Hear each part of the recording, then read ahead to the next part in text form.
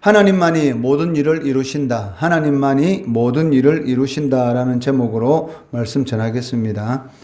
시편 57편의 이 제목을 보시면 다윗이 사울을 피하여 굴에 있던 때에 지은 시라고 되어 있습니다. 이는 그 다윗이 자신을 죽이려는 사울 왕을 피하여 도피하던 중에 지은 시다라는 것을 짐작케 합니다. 특히 굴에 있던 때라는 이러한 표현은 다윗이 사무엘상 22장에 나오는 아둘람 굴이나 사무엘상 24장에 나오는 엔게디 굴에 도피하여 있을 당시에 지었다라는 것을 잘 보여주고 있습니다.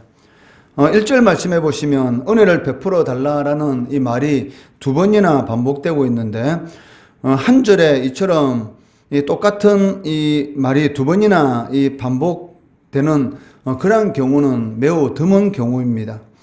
그만큼 이 다윗의 상황이 상당히 좋지 않다라는 그런 것을 의미하고 있습니다. 이러한 위기 상황 속에서 다윗이 선택하는 방법은 하나님께서 이러한 상황을 해결해 주실 때까지 하나님과 담판하는 것이었습니다. 1절 말씀해 보시면 하나님이여 내게 은혜를 베푸소서 내게 은혜를 베푸소서 내 영혼이 주께로 피하되 주의 날개 그늘 아래에서 이 재앙들이 지나기까지 피하리이다 라고 고백하고 있습니다. 여기 주의 날개 그늘 아래라는 이 말은 그 예루살렘 성전의 지성소에 있는 이 그룹의 이 날개를 의미하고 있습니다. 이 말의 의미는 그 자신이 어디에 있든지 하나님께서는 자신과 함께 하신다. 즉 비록 자신이 이 굴 가운데 있지만 내가 굴에 있다 할지라도 마치 지성소에 있는 것처럼 하나님께서 나와 함께 하신다라는 그러한 이런 의미를 가지고 있는 것이고 자신이 처한 그러한 위기의 상황이 해결될 때까지 하나님과 이 담판하겠다라는 그러한 의지를 나타내고 있다는 것입니다.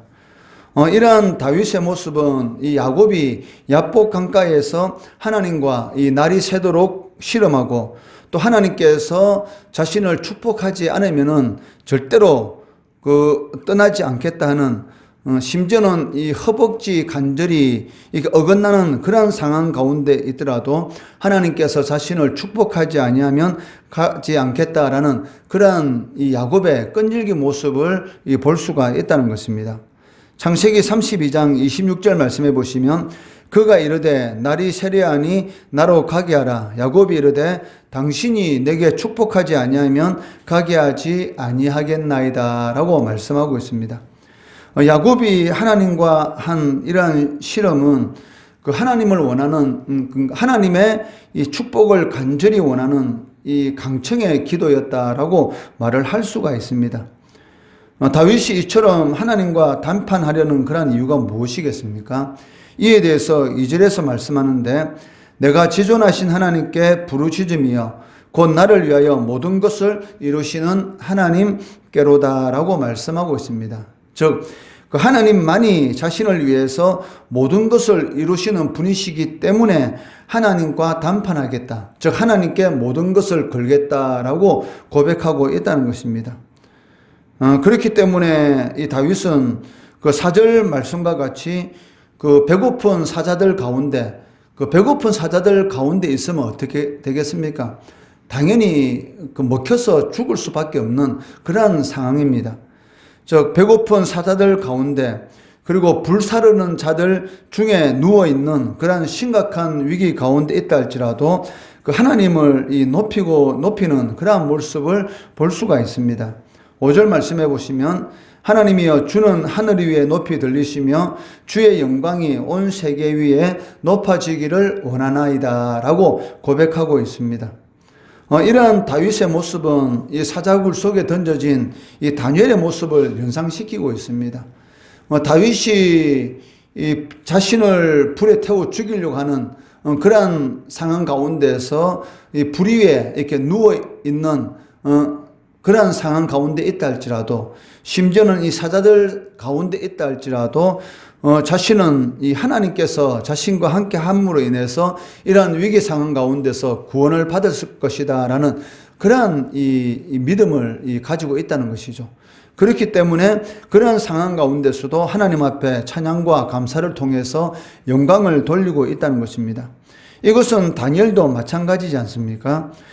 다니엘은 사람이 자신의 안전을 절대 보장해 주지 못한다라는 그러한 이 믿음을 가지고 있었습니다. 그렇기 때문에 이 다리오 왕이 자신을 이 총리 중에서도 어뜸으로 세워 나라를 다스리려고 하는 그런 것을 알고 있었습니다. 그렇기 때문에 이 다리오 왕에게만 이 다니엘은 잘 보이기만 하면 자신의 미래는 이 탄탄대로였습니다. 그런데도 불구하고 이 다리오 왕이 이 한 달 동안 기도하지 못하도록 그러한 칙령을 냈으면서도 불구하고 사람이 아니라 하나님만이 자신의 미래를 책임져 주신다. 하나님만이 자신을 가장 안전하게 지켜주신다라는 그러한 믿음을 가지고 있었기 때문에 왕의 명령에도 불구하고 또 사자굴 속에 떨어져 죽을 수 있는 그러한 상황 가운데 있는 그러한 위기 상황 가운데 있을지라도 원래 하는 대로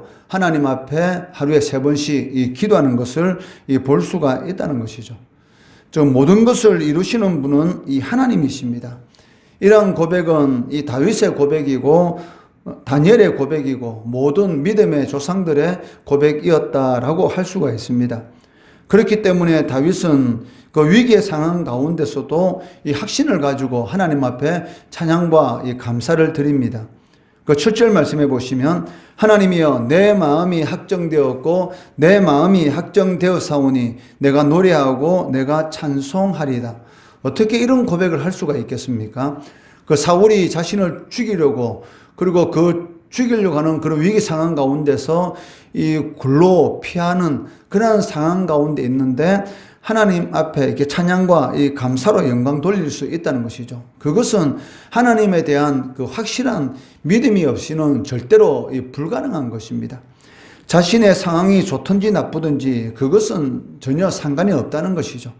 하나님만 자신과 함께 하시면 하나님께서는 나에게 필요한 모든 것들을 반드시 이루어 주실 것이다. 이런 위기 상황 가운데서 나를 건져 주실 것이다. 라는 그러한 이 믿음이 있기 때문에 이러한 상황 가운데서도 하나님 앞에 찬양과 감사를 연이어서 드리는 것을 볼 수가 있습니다. 그 8절 말씀해 보시면 내 영광아 깰지어다 비파야 수금아 깰지어다 내가 새벽을 깨우리이다 라고 고백하고 있습니다. 여기 내 영광아 깰지어다 라는 이 말의 의미는 내 자신을 깨우겠다라는 그런 의미를 가지고 있습니다. 위기 상황 가운데서 걱정하고 근심하고 염려함으로 인해서 자신의 마음을 무디하게 하는 것이 아니라 새벽을 깨우시는 하나님처럼 자신에게 맡겨진 그러한 사명들을 끝까지 잘 감당하겠다. 하나님께서 원하시는 그러한 삶을 살아가겠다. 영적으로 무디워지지 않겠다라는 그러한 고백을 하고 있다는 것이죠. 사람은 어려운 일을 당하게 되면 그 어려운 일 때문에 이런 시험에 드는 경우도 많고 실족하는 그러한 영적으로 무디워지는 그러한 경우가 상당히 많습니다. 이것은 누구에게나 닥칠 수가 있다는 것이죠.